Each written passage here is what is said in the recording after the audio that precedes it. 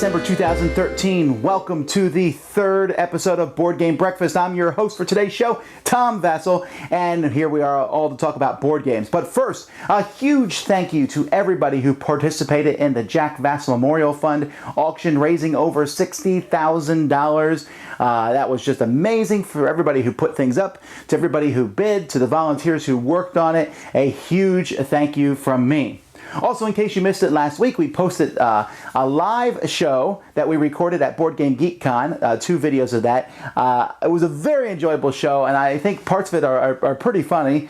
The guests, not myself. And so go check those out. Also, we posted our Christmas shopping guides, or 4 of them. I might post a couple more this week to round out that list. But this is exciting. We get to the end of the year. The Christmas season is here.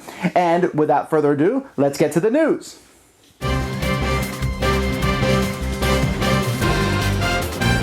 Fantasy Flight has announced their last expansion for Warhammer Invasion's Hidden Kingdoms. This is a large expansion with some new armies and such. But what I found really interesting about this news for Warhammer Invasion is basically they said it's done. They have done 5 large expansions and 36 small expansion packs for the different armies, and they said that they had now you've pretty much a rounded, completed card game. Warhammer Invasion was an LCG where you could buy the packs of cards, but it wasn't like a collectible card game where you had to worry about finding rares and stuff. You can get everything you want. And I found this interesting because many games kind of end with a whimper. They fade out. And here they said, it's done. And it does seem like there's a lot of game there. And I played the game, and while I don't collect it currently, I thought it was an enjoyable game. That's Warhammer Invasion with the last expansion, Hidden Kingdoms. Dice Hate Me Games, I missed this last week, but they're having a contest. You can go find it at dicehateme.com to design a 54 card game or less. So you're using 54 cards or less. That's the big thing these days, is to make small card games. Lots of companies are doing it, most notably probably AEG. So you can go check that out on their website. And the cool, unusual news, Amber proposed to Perry using a Summoner Wars card. I thought that was interesting. It's always fun to see people using games to propose to each other. At the ShyTag, the Chicago Toy and Game Fair, there was voting for everyone who was there to vote on the best game of 2013, and they voted for Settlers of Catan. Huh. All right. That's a good 2013 game. Just seems a little odd. But I guess it just goes to show how popular that game still is. But still, with Kickstarter, there are several projects. One I want to talk about is some pieces from G07, storage chests and stuff. Let me show you. The first thing they have is these box inserts that you can put inside a box. This is one that's made specifically for Mage Wars. So you put this inside the box, and then there's rails that will go around it that fit inside, and then ones. Let me show you what it looks like inside the box. So once you have it in the box, and you can glue it, but you don't need to. It fits in pretty firmly. You then get a bunch of these dividers, and each of these dividers you basically have to peel off this paper because it keeps them from getting scratched, which is a pretty cool idea on both sides. And there's these clear dividers, and you'll be able to take these clear dividers and you can pretty much slide them wherever you want them into the box. So for example, here I have Mage Wars, and then I can put the cards of a specific type. So I have these here, then I can put the cards of a specific type. Like here, for example, maybe some summoning monsters. I can put them in between those, and I can tighten it up pretty much however I want because there's so many slots here. So if I want to put them in a much tighter slot, I can do that. And because they're clear, it's also easier to see the cards. So they have lots of these. They have one for the Star Wars card game. They got one for trains. And, you know, there's several different games that you can get these for. They also have pieces for other games, such as different tokens, virus tokens for Pandemic. Or the very popular little dudes to put in the Lords of Waterdeep. Use these instead of cubes. Then we have there's all sorts of pieces, like there's health tokens. You can use these in a variety of different games. And then these might be interesting to some people, little love letter tokens, where you can stick these in love letter and use those instead of the red cubes in love letter. And this I found really interesting. They have these plastic cube holders that you can use for Eclipse to hold the cubes in place in Eclipse to keep them from sliding around. Now, if you like these components, but you want a better way to store them, they also make these boxes here. These are component boxes where the lid slides off of them. Of course, there you go. Slides right off the top. And then you can put stuff inside. So I have two different sizes here. And so I say, oh, I'm going to put these guys in here and these guys in here. And so, you can do what you want with those. So that's just some of the interesting things in that Kickstarter. I'll have more to say about the Hero Quest thing a little bit later in the show. Upcoming games. I always give a disclaimer here. These are games that we think will be on Cool Stuff Inc. this week, but they may not be because there's always shipping delays and such. Actually, it's a pretty slow week of things that are to be expected. We have the deluxe version of Lord of the Rings Confrontation, that two-player game from Reiner Knizia, which is actually quite good, Stratego-like.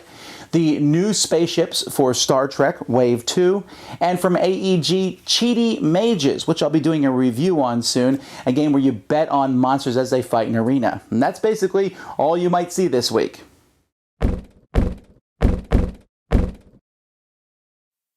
Barugas.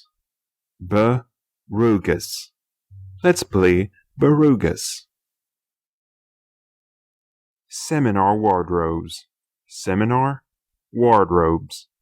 Let's play Seminar wardrobes.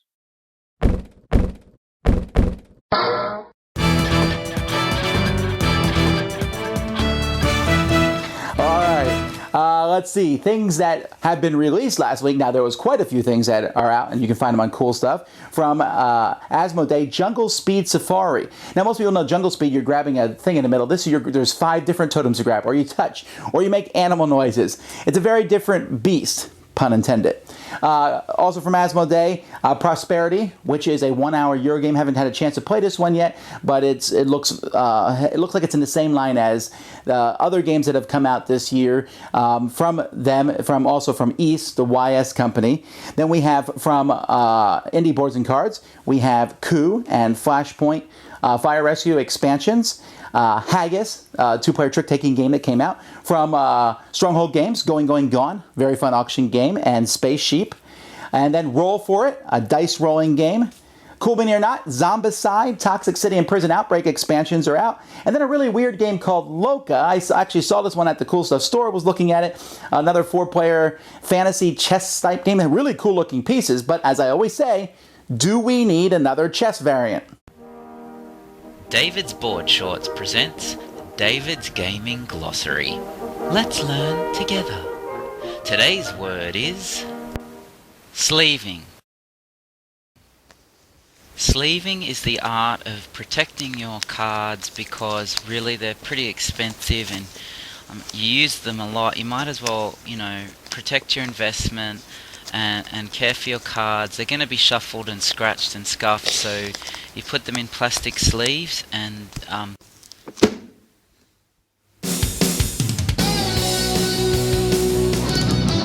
It's time to take a look at another game shelf in my collection. Now, I'm not going to be doing this segment every week because we're running out of game shelves to look at. But in here, this is kind of in a corner of my room. I got My Happy Farm, which from 5th Street Games, I really enjoy this. It's a great, underrated family game, and one that I really would like to push more.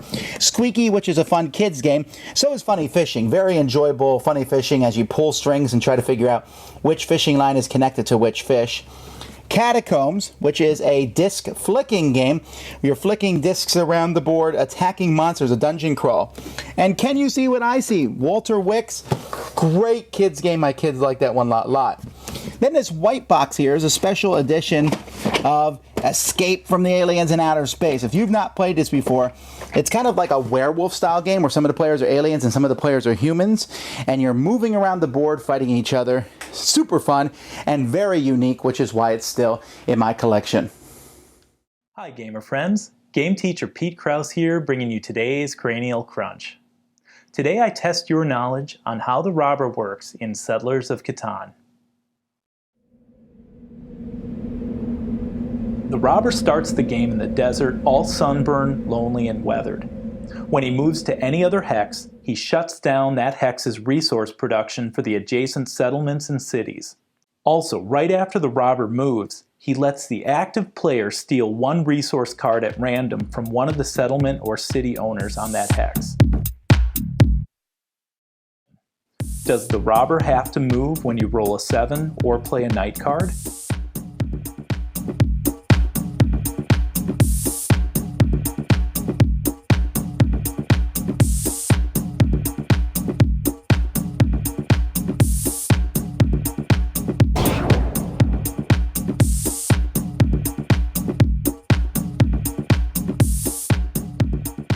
Can you play a knight card before you roll to get the robber off one of your hexes?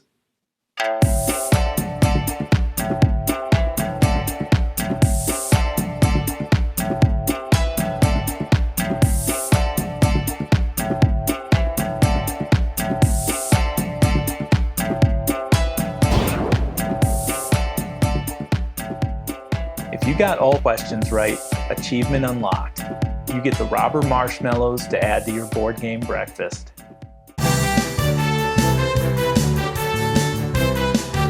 Well, that goes to show what I know. I thought you couldn't play the knight cards until after you roll the dice, so I guess I'm not a Catan expert. What can you see from the Dice Tower this week? Well, if we're talking about videos, over here you can see my shelf, and these are the games that I need to play and or review.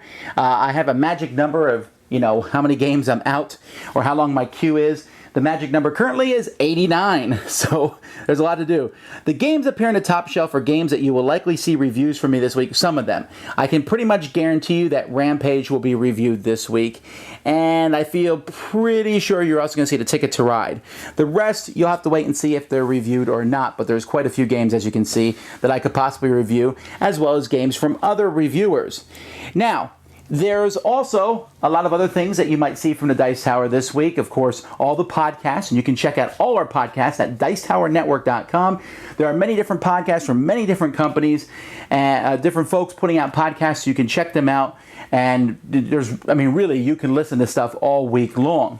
And we'll be putting out our own shows this week and such. Now, one of the reasons I got into the video podcasting to begin with was I looked at other video podcasters on the internet, and there are quite a few of them now, but at the very beginning there was one person who really kind of started everything, and that was Scott Nicholson. And I am so pleased to say that he is going to be doing a reoccurring segment on this show. We already have them ready to go. There's at least 6 that you're going to see. And so rather than talk too much about it, I'm going to let Scott introduce his segment and what he's going to be talking about.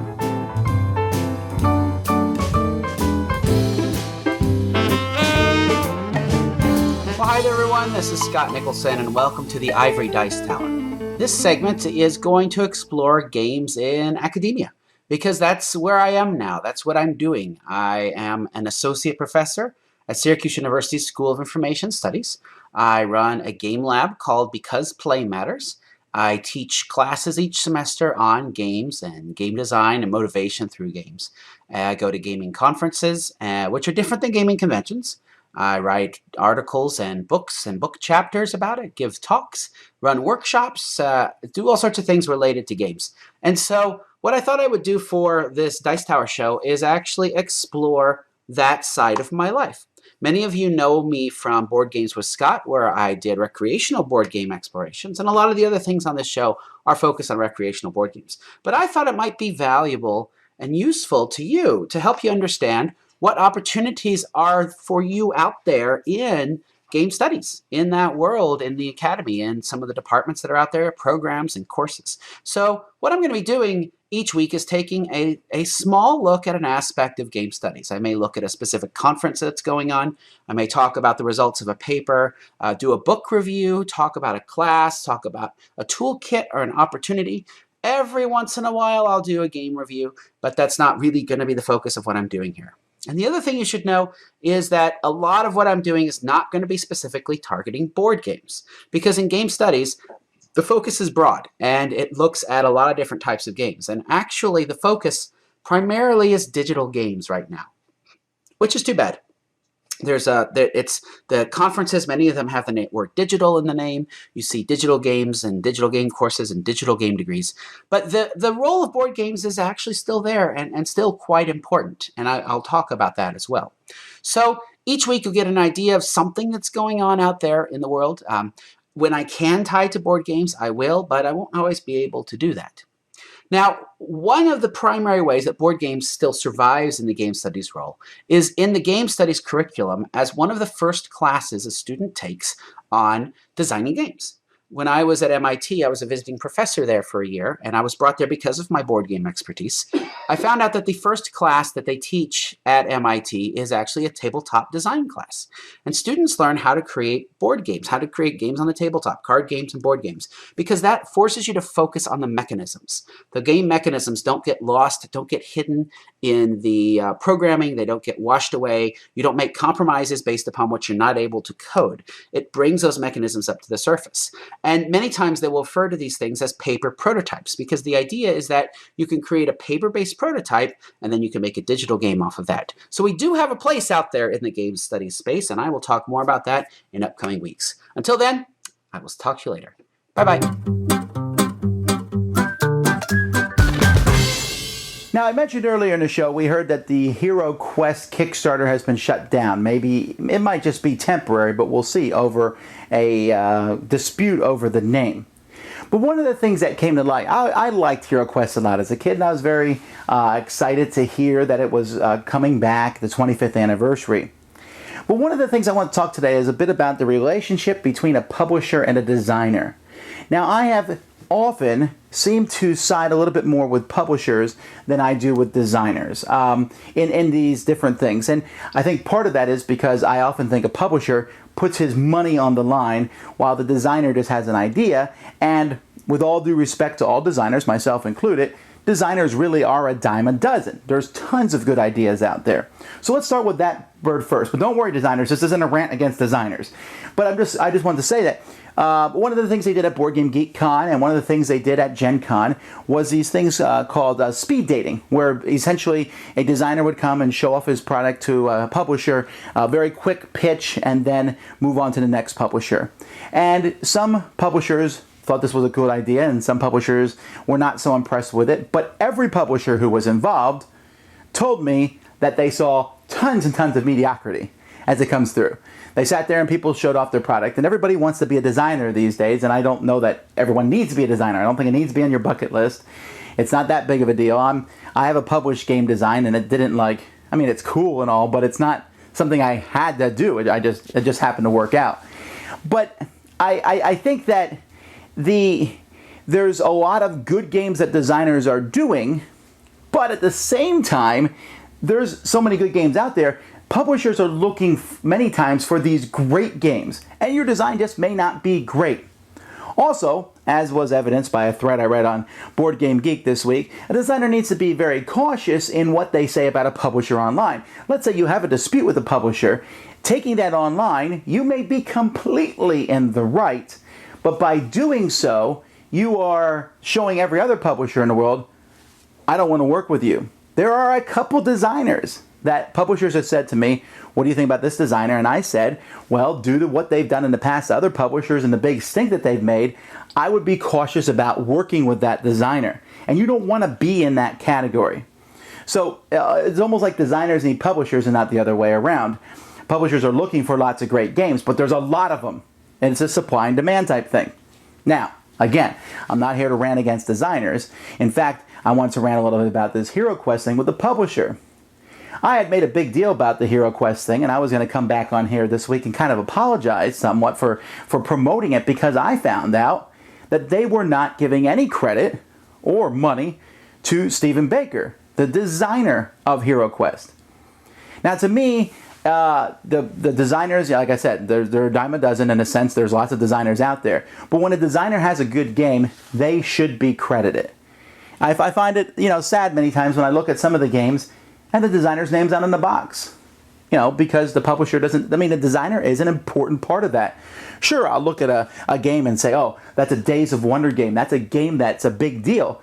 But when I see Alan Moon designed it, or Bruno Fiduti, or whatever, we just did our top 10 game designers list last week. When I see those designers' names big, it's just like an author, Although I would say that publisher is more important than a book publisher, because publishers also do development. So it's not a one-on-one relationship with a book.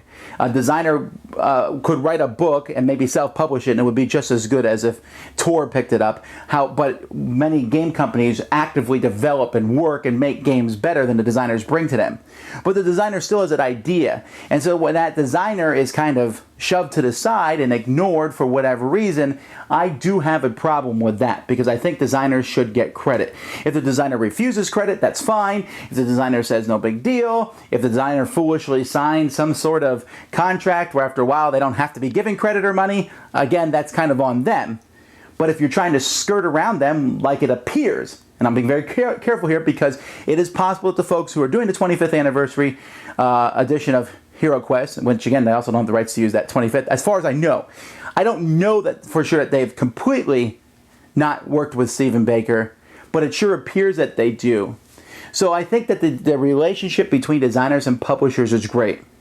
So if you are a wannabe designer, because no matter what I say, there's people out there and you're going to want to be designers. Okay, that's great. So you want to be a designer. The most important thing I think that I could tell you, some advice that I would give you, is to cultivate relationships with these publishers. Become their friend. Work with them. And publishers will do the same thing. They're going to come and they're going to look at your game and they're going to start hacking at it and say, we don't need this, maybe we need to add this. And you're going to want, oh, it's my baby, don't cut its hair. But it's necessary. But it's important for that working relationship. And when a publisher treats designers poorly, or a designer treats a publisher poorly, I won't maybe get on the internet and say something and jump in these threads because that doesn't work well. But I become very cautious about working with that designer or working with that publisher, seeing what they've done. Anyhow, that's what I had to say today. Middle Earth Quest in 5 seconds.